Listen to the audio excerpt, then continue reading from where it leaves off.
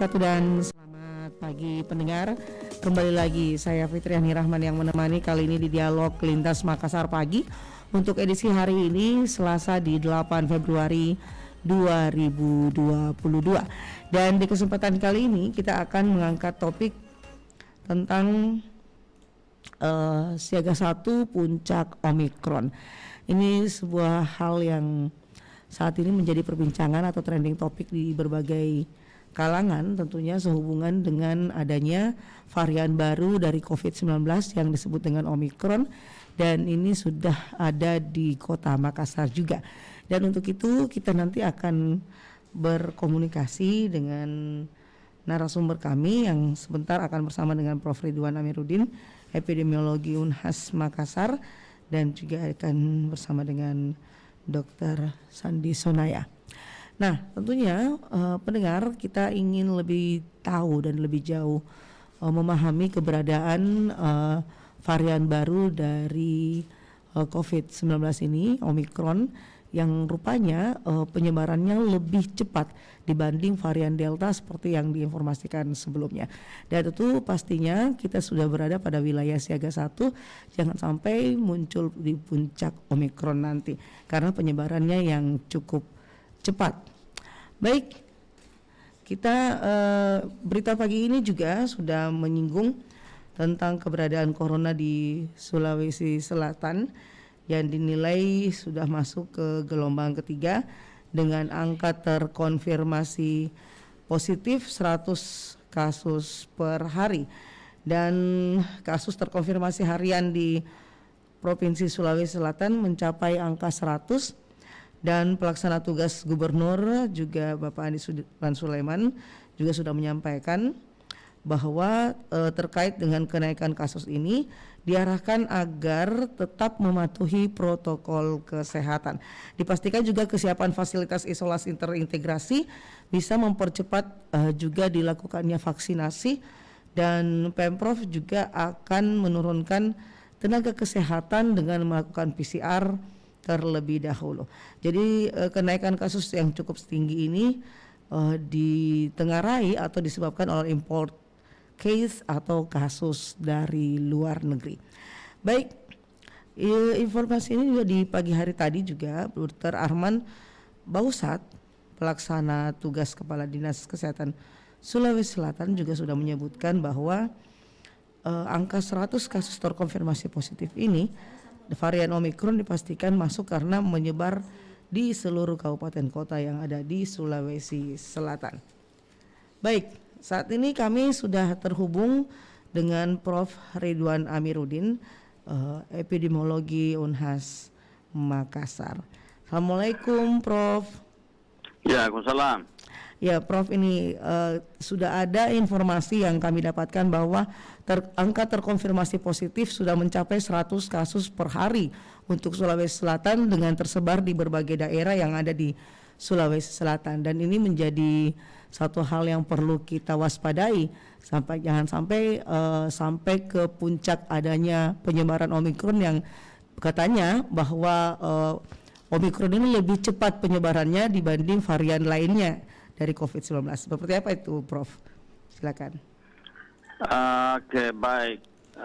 Jadi satu pekan terakhir ini kondisi COVID-19 baik secara nasional maupun khusus untuk Sulawesi Selatan memang mengalami pergerakan yang meningkat tajam ya. Untuk Sulawesi Selatan, kalau dilihat dari pertumbuhan kasus, positivity rate-nya itu sekarang posisinya bergerak dari 5,4 sampai 6. Kalau nasional bisa di angka 10 sampai 20%. Jadi ini memang masuk kategori cukup mengkhawatirkan ya. Meski demikian, pertumbuhan di gelombang ketiga ini boleh dianggap sebagai fase awal ya, atau di gelombang awal menuju puncak pandeminya pada mungkin 4 atau 5 pekan yang akan datang. Kasus ini terus bertumbuh kalau kita melihat dari kasus harian yang ada di Sulsel. 2 bulan yang lalu kan kasusnya itu masih di bawah 10-10. Nah, sejak Januari, Februari ini kasusnya di kisaran 50 sampai 123.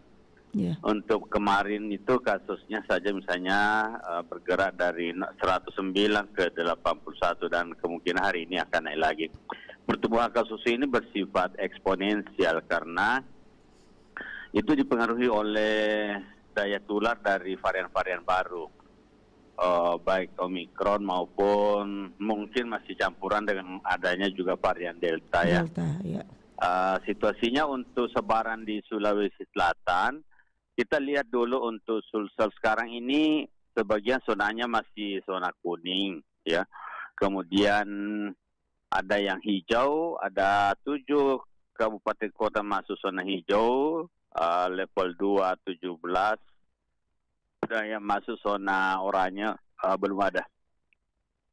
Jadi untuk Sulsel sebenarnya masih relatif terkendali nih. Ya. Hanya memang arah pergerakannya ini menuju ke peningkatan kasus secara eksponensial.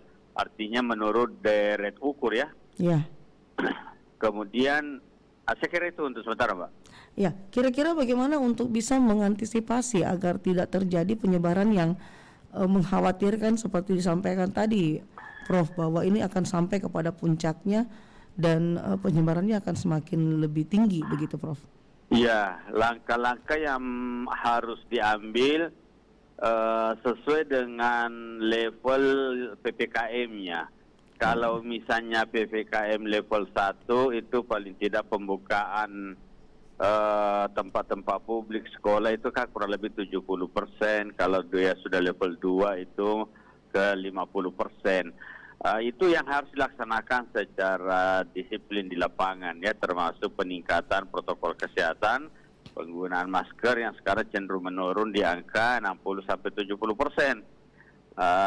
Itu yang poin yang perlu mendapatkan perhatian. Dari sisi lain, program 3T dari pemerintah itu tracing, pelacakan kasus, kemudian treatment, itu harus tetap ditingkatkan. Kemudian tentu cakupan vaksin, mempersempit gap antara vaksin 1 dan vaksin 2 ya. Yang kisarannya untuk vaksin 1 di Indonesia di Sulsel kan baru 80%. Dosis 2-nya sudah di angka 50-an ke atas. Tapi selisihnya itu masih cukup lebar. Nah, efektivitas intervensi vaksin itu nanti terpenuhi kalau vaksin 1-2-nya tidak terlalu lebar jaraknya.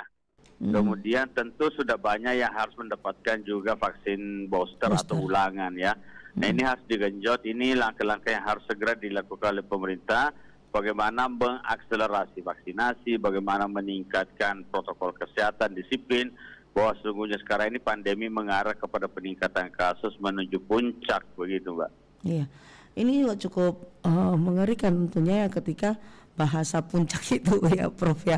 Ketika awal pandemi tahun lalu juga kita merasakan kurang lebih 2 tahun ini merasakan kondisi pandemi itu sendiri. Nah, kalau tadi dikatakan oleh Prof bahwa ada masa lebar ya dari vaksin 1 ke vaksin 2. Berarti mungkin salah satunya adalah mempresur pelaksanaan vaksin kedua minimal untuk lebih cepat dilakukan, begitu Prof? Ya, terutama untuk kabupaten kota yang cakupan vaksinnya itu masih di bawah 50% ya. Karena dengan cakupan vaksin yang masih di bawah 50% untuk separuh kabupaten di Sulsel, itu berarti efektivitas perlindungan vaksin itu belum sempurna begitu, sehingga kalau ada kasus Omikron di wilayah itu dengan cepat bisa menular ya, bisa menyebar dengan cepat karena daya imun warga kita belum terbentuk secara sempurna. Iya. Iya, karena belum terbentuknya herd immunity itu ya, Prof ya? Iya. Seperti itu. Nah, Prof, kalau misalnya untuk bisa mengantisipasi penyebaran Omikron itu sendiri secara medis, apa yang bisa dilakukan, Prof? Langkah-langkah untuk mengantisipasi penyebaran itu tentu pembatasan pintu-pintu masuk ya. Harus dapat dipastikan bahwa semua pendatang itu memang adalah orang-orang yang bebas dari COVID, artinya ada syarat terbanyak terpenuhi ya, ada testingnya, kemudian protokol kesehatan. Kunci sebenarnya memutus mata rantai ini memahami mata rantai penularan. Yang pertama adalah bagaimana karakteristik virusnya. Karakteristik virusnya di sini adalah virus yang sangat rentan, sangat sensitif, mudah hancur, tidak tahan di alam terbuka dengan klorin, baiklin, alkohol, sabun cuci, atau hand sanitizer. Itu berarti sering-sering menggunakan atau mencuci tangan dengan bahan-bahan tersebut. Itu sangat tentu sangat efektif untuk menghancurkan dari sisi virusnya. Kemudian dari sisi warga atau orangnya, virus ini hanya masuk ke dalam tubuh melalui tiga rute, yaitu transmisi melalui mulut, melalui hidung, dan melalui mata. Itu berarti jangan menyentuh tiga area itu atau menggunakan masker yang benar. Masker yang benar itu N95 sekarang sangat recommended. Kalau menggunakan masker kain tolong dikurangi karena Omikron ini mampu menembus masker kain, Mbak. Iya. Kemudian setelah itu kelompok-kelompok komorbid ini dan lansia itu ada himbauan supaya mengurangi pergerakan keluar dulu untuk beberapa 1 bulan ke depan ini ya, karena termasuk mereka kelompok yang paling rawan. Rentan ya? Ya, sangat rentan sehingga dianjurkan untuk lebih menahan diri. Sebenarnya siapa saja sekarang ini lebih baik menahan diri untuk melakukan pertemuan-pertemuan yang bersifat masif ya, mengumpulkan orang karena tingkat penularan dari Omikron ini kan 6 kali lebih cepat dari varian-varian sebelumnya. Itu yang pertama. Yang kedua, Omikron ini memiliki tingkat mutasi yang sangat tinggi dibanding Delta ya. Kalau Delta itu mutasinya hanya 2 mutasi. Kalau Omikron ini sampai 30 sampai 50 mutasi. Artinya seluruh kejahatan pada varian-varian sebelumnya itu berkumpul di Omikron gitu. Bahkan bisa menghindari imunitas seseorang, begitu, Mbak. Iya, jadi sepertinya nih kejahatan COVID ada di Omikron gitu ya, Prof. Seluruh kejahatan di varian sebelumnya itu ada di Omikron. Jadi ini kekhawatiran kita. Dia bisa meruntuhkan atau menghindari sistem imun seseorang. Jadi tentu upayanya adalah sebenarnya menjaga jarak sangat efektif, menghindari kerumunan sangat efektif, tidak terlalu lama di ruang yang tertutup sangat efektif. Jadi langkah-langkah seperti itu menjadi sangat penting, menjadi kesadaran bersama begitu, Mbak. Iya, ini sepertinya kita akan berputar pada pelaksanaan pada kejadian COVID awal begitu ya, Prof ya. Ada upaya untuk melakukan pembatasan-pembatasan termasuk WFH dan WFO itu. Betul. Jadi kalau kasus meningkat secara eksponensial 3 pekan ke depan ini, eksponensial itu maksudnya bertambah dari 10 menjadi 20, menjadi 40, 80, 100, 200, 500 sampai 1000-an begitu. Nah, prediksi International Health Metric itu bahkan Indonesia bisa di angka 200.000 sampai 500.000 kasus harian di sekitar akhir Februari atau Maret, Nah, angka itu tentu sangat mengkhawatirkan karena tentu akan menyisir kelompok-kelompok rawan ya, akan menemui overlay dengan kelompok-kelompok komorbid, lansia dan tentu akan juga banyak yang memanfaatkan fasilitas layanan sehingga kemungkinan ketahanan layanan kita sedikit terganggu. Begitu juga dengan tentu akan banyak merugikan ya, banyak kerugian dari sisi rawat isolasi mandirinya, karantinanya, banyak akhirnya kerugian menyentuh seluruh aspek kehidupan. Bahkan Jawa bisa banyak melayani ini karena bertemunya varian sisa-sisa varian Delta yang mematikan, ditambah komorbid, ditambah masih adanya gejala atau efek dari Omikron ini yang belum terdeteksi dengan baik ya, bukan hanya ringan tetapi pada bertemu kelompok-kelompok tertentu itu bisa sangat mematikan, Mbak. Iya. Jadi wajar kalau kemudian misalnya pemerintah menyarankan untuk melakukan pembatasan aktivitas antar wilayah gitu ya, Pak ya, Prof ya? Betul, terutama untuk wilayah-wilayah yang sudah masuk PPKM level 3 ya, jadi sudah harus sangat membatasi diri. Dan untuk wilayah-wilayah PPKM level 2, level 1 untuk lebih melindungi warganya ya, karena itu poinnya. Untuk wilayah yang masuk zona 3 atau zona 4 itu kan berarti zonanya sudah merah dan kuning. Artinya tingkat penularan pada tingkat komunitas sudah sangat tinggi. Tidak perlu ada riwayat perjalanan untuk terjadinya transmisi dari satu orang ke orang lain karena dia sudah menular di tingkat keluarga. Iya. Nah, kekhawatiran itu tentu sangat beralasan karena semakin tinggi atau semakin banyak klaster pada tingkat rumah tangga tentu akan mengambil korban yang lebih banyak, begitu Mbak. Iya, kita juga tidak tahu kalau sampai ada yang istilahnya OTG juga gitu ya, Prof ya. Omikron ini 35% sampai 40% bersifat OTG Mbak, karena dia gejalanya kan dianggap relatif lebih ringan, tanpa gejala berat, tetapi dengan banyaknya OTG ini tentu akan banyak berinteraksi dengan kelompok berisiko ya. Iya. Nah, kelompok-kelompok berisiko ini kadang tidak menyadari dia bersinggungan dengan orang yang OTG atau healthy carrier istilahnya, sehingga bagi orang OTG tidak masalah karena imunitasnya bagus, masih muda, masih stabil, imunnya terbentuk, vaksinasinya sudah cukup. Tapi pas bertemu kelompok-kelompok yang belum divaksin, bertemu kelompok lansia, komorbid, maka ini mematikan. Iya, ini menjadi berbahaya. Gitu, Pak. Iya. Baik, jadi tentunya pemerintah dan juga masyarakat ini sangat diharapkan dan dihimbau untuk tidak melakukan aktivitas berlebihan, apalagi di saat kondisi Februari Maret ini ya, Prof ya.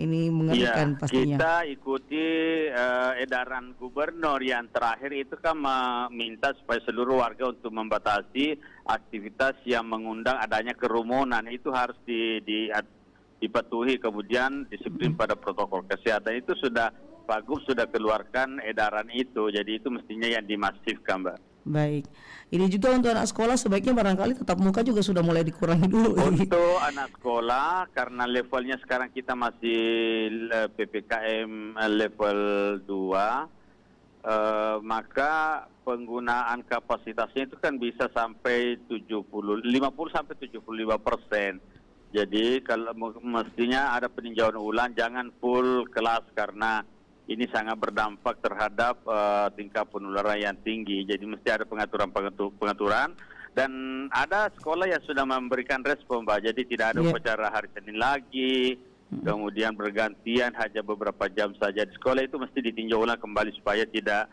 terbentuk klaster pada tingkat sekolah, begitu Mbak. Baik, terima kasih banyak tentunya Prof Ridwan.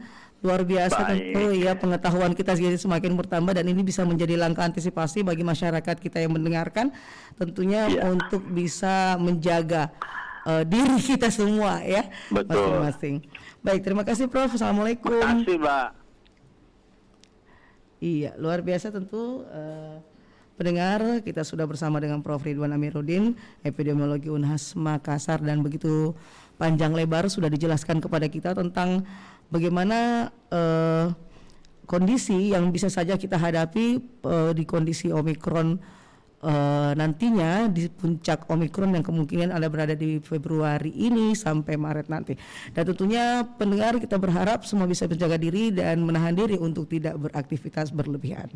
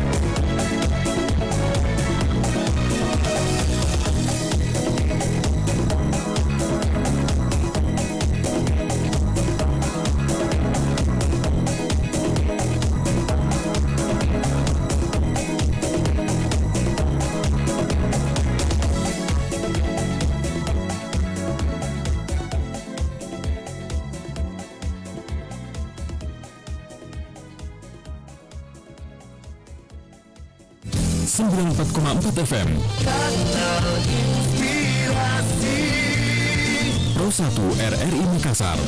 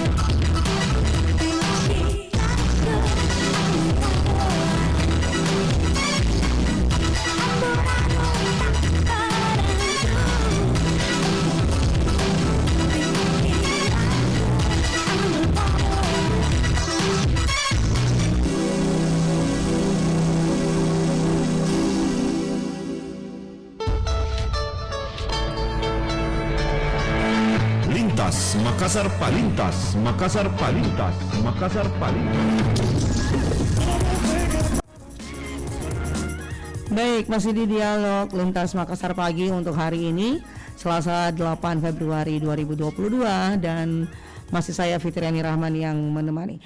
Dan tadi juga kita sudah bersama dengan Prof. Ridwan Amiruddin, epidemiologi Unhas Makassar, dan begitu banyak tentunya informasi menarik yang bisa kita dapatkan dan disampaikan kepada masyarakat untuk bisa memperhatikan hal ini dengan adanya Omikron ya, dan itu menjadi topik atau tema kita di kesempatan pagi ini, siaga 1 puncak Omikron yang ternyata memang ditengarai atau diprediksi akan terjadi di Februari dan Maret ini. Omikron ini bermutasi 30 hingga 40 kali dan tentunya ini sangat berbeda dengan varian Delta yang hanya bermutasi 2 kali. Untuk lebih lanjutnya lagi kita akan berbincang dengan Dr. Sandi Sanaya, Direktur Bantuan Kesehatan Komite Nasional Pemuda Indonesia KNPI Sulawesi Selatan. Halo, Assalamualaikum Pak Dokter. Waalaikumsalam, Mbak. Iya, gimana kabar? Bisa kedengaran, Mbak, suara saya, Mbak? Ya, terdengar dengan jelas. Iya, Mbak, gimana, Mbak? Apa kabar? Semoga Baik. sehat selalu. Iya, mari kita saling menguatkan dan menyehatkan begitu ya, Pak Dokter ya. Iya, Mbak. Dengan Mbak siapa namanya nih, Mbak? Fitri. Oh, Mbak Fitri. Oke, Mbak Fitri. Iya, ini dokter, kita kan sudah mendapatkan informasi juga ya, karena memang bahwa kasus terkonfirmasi harian di Provinsi Sulawesi Selatan untuk kasus COVID ini sudah mencapai angka 100 kasus positif per hari, dan ini tentunya akan terus meningkat. Kira-kira bagaimana dokter untuk bisa kita keluar dari situasi ini sehingga memudahkan masyarakat kita untuk melakukan langkah antisipasi agar tidak terjadi seperti yang diprediksi bahwa Omikron ini akan mencapai puncaknya di Februari Maret dan ini bisa mencapai ratusan ribu per hari kasus yang ada di Sulawesi Selatan. Iya. Halo, Mbak. Iya, silakan dokter. Iya. Jadi kan yang utama dulu bahwa munculnya kasus gelombang ketiga ini atau Omikron ini yang harus pertama kita sikapi adalah ketenangan. Bahwa yang utama ketenangan itu jangan sampai banyak di antara kita yang membuat kepanikan seperti menyebar hoax berlebihan. Seperti kemarin kan kita sangat kredit karena informasi-informasi yang berseliweran itu membuat resah masyarakat. Akhirnya kita kurang tenang dalam menghadapi pandemi itu. Yang kedua, untuk masalah antisipasi saya kira langkah pemerintah awal kemarin dengan bagaimana percepatan vaksinasi, kita bisa lihat dampaknya bahwa pasien-pasien yang positif di gelombang ketiga ini angka kematiannya cukup rendah ya, bahkan nol. Sampai hari ini kita dengar belum ada kematian lagi karena COVID. Artinya apa? Kita cepat dan berusaha untuk terus mendorong pemerintah untuk bagaimana mencapai target vaksinasi ini kan belum sampai target secara full, secara nasional. Kita harus dorong itu sebagai langkah upaya itu. Yang ketiga, sampai sekarang belum ada langkah terbaik selain menjaga protokol kesehatan. Tentu edukasi semua lintas mulai dari organisasi kepemudaan, organisasi ormas Islam, bahkan organisasi lintas agama itu perlu digalakkan kembali sebagai pengingat bahwa jangan sampai kita masuk ke gelombang ketiga. Iya. Jadi ini langkah yang bisa dilakukan tidak jauh berbeda dengan ketika awal COVID terjadi ya. Ya. Dan yang utama adalah bagaimana kita saling menenangkan. Dan jangan panik. Jangan menyebar hoax, jangan panik, jangan menyebar informasi yang tidak sesuai dengan standar-standar keilmuan. Seperti itu. Jadi memang lebih iya. Jadi memang juga termasuk kebersihan lingkungan ya barangkali dokter ya. Ini juga harus selalu diperhatikan oleh masyarakat kita ya.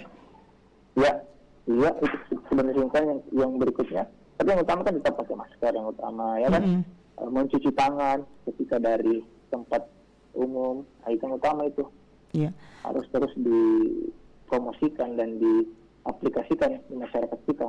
Ya, informasi yang kita dapatkan dari Prof. Ridwan bahwa memang Omikron ini penyebarannya lebih cepat dibanding varian Delta atau varian sebelumnya.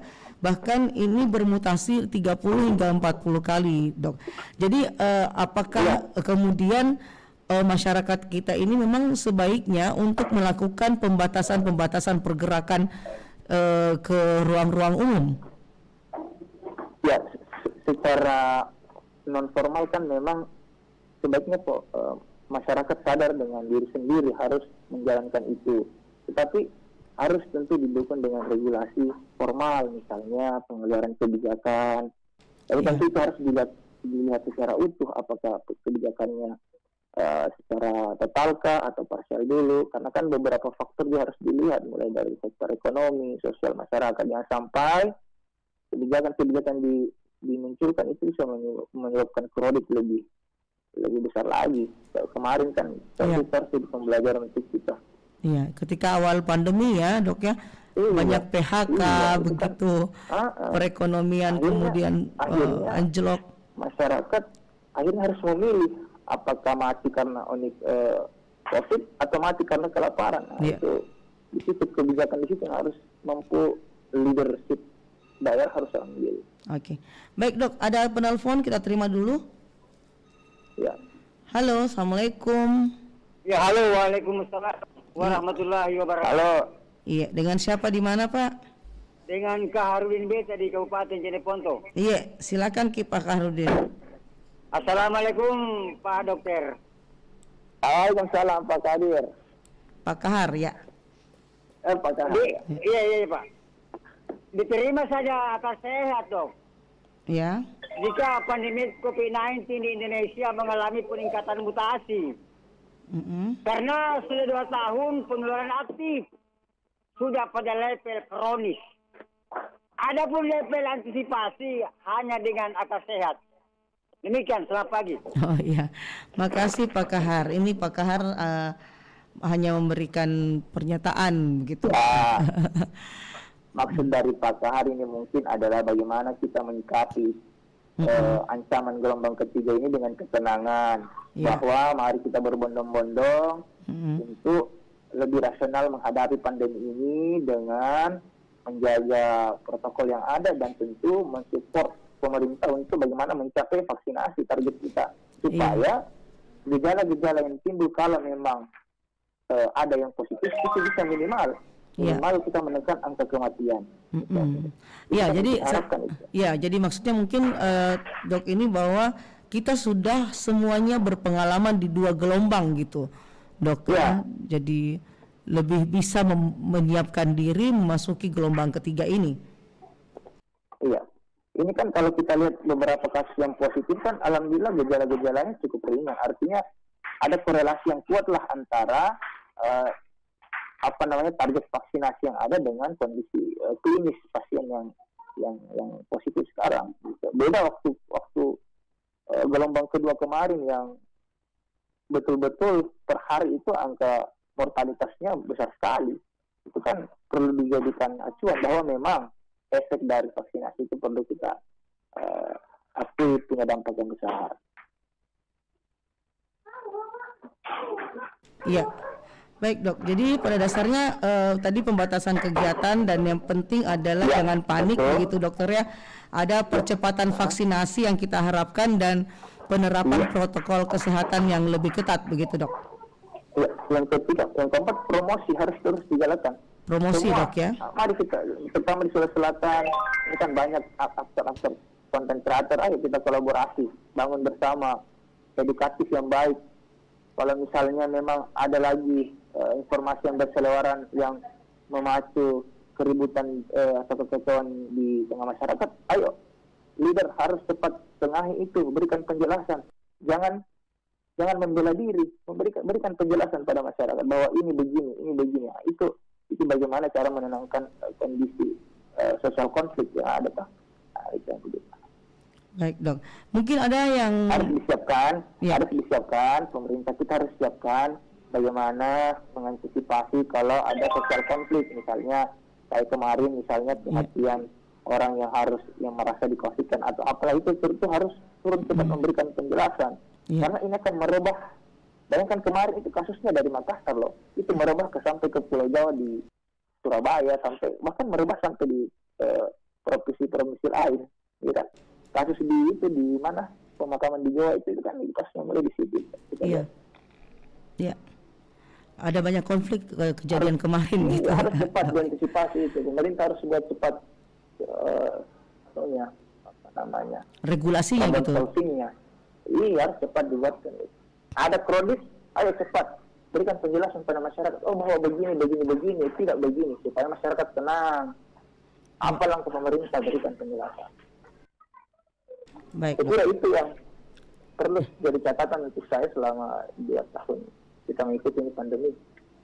Iya. Kita berharap sebenarnya pandemi akan segera berakhir ya dok ya. Lelah juga dok. Iya, saya harap ini gelombang ketiga. Jangan ada lagi gelombang-gelombang selanjutnya. Kalaupun memang Mbak, saya pikir adalah kalaupun memang ini sulit ditekan, setidaknya angka mortalitas kita 0. Angka kematian kita 0 gitu. Kalau memang tidak bisa dihindari kalau untuk banyak yang positif, tapi setidaknya angka kesakitan 0, walaupun itu gejalanya kecil. Yang penting jangan angka kematian tinggi. Kalau bisa angka kematian 0, itu kan yang terbaik dari yang buruk kan? Iya. Gitu. Baik. Terakhir ini dok, mungkin ingin disampaikan kepada masyarakat kita bagaimana sebenarnya kita bisa lebih tidak panik, lebih percaya diri untuk menjaga kesehatan kita dengan tentunya secara pribadi bagaimana bisa menjaga kondisi kita masing-masing gitu dok. Mungkin ada tips dari dokter, silakan. Saya kira sama saja dengan pola hidup sehat, itu kan. Kedua, saling mengingatkan antar keluarga tetangga, ya. Yang utama jangan adakan masker di tengah masyarakat. Sekarang kan mulai protokol kita sudah mulai longgar ya. Iya. Gelombang ketiga ini bukan kita tapi ayo antisipasi aja, tidak ada salah kita antisipasi, ya. Yeah. Jangan kita tunggu muncak baru mau kita protokol kesehatan.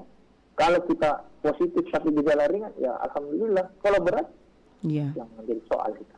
Baik. Ya, kita selalu harus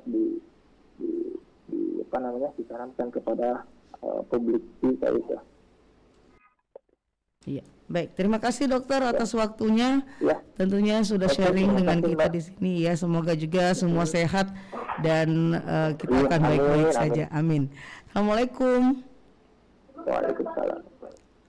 Baik, pendengar, kita sudah dengarkan tadi ya beberapa hal yang tentunya disarankan oleh Dr. Sandi Sanaya, Direktur Bantuan Kesehatan Komite Nasional Pemuda Indonesia untuk Sulawesi Selatan, bahwa masyarakat diharapkan jangan panik dengan adanya kondisi yang ada, dan percepatan vaksinasi ini sangat penting untuk dilakukan, sama halnya tadi yang disampaikan oleh Prof. Ridwan Amiruddin, bahwa range yang sangat lebar dari vaksinasi 1 ke vaksinasi 2 yang belum mencapai target pelaksanaan vaksinasi ini bisa dilakukan percepatan, dan untuk masyarakat sangat diharapkan untuk melakukan pembatasan kegiatan, dan paling penting adalah penggunaan masker dan protokol kesehatan yang ketat, karena disampaikan tadi juga oleh Prof. Ridwan bahwa penularan yang terjadi dari COVID-19 khususnya yang ada saat ini adalah lewat mata, hidung, dan mulut. Tentunya diharapkan juga ada menjaga kebersihan lingkungan, diantaranya tadi penggunaan hand sanitizer dan juga penggunaan beberapa sabun-sabun yang digunakan untuk kebersihan.